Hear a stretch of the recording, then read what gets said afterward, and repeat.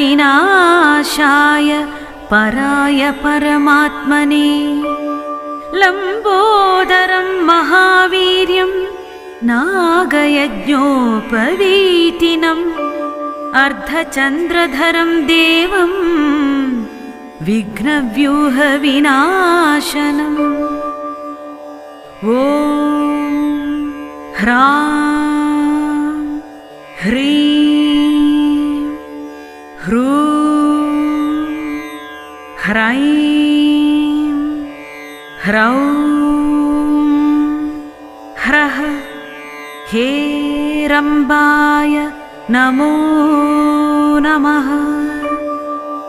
सर्वसिद्धिप्रदोऽसि त्वं सिद्धिप्रदो भव चिन्तितार्थप्रदस्त्वं हि सततं मोद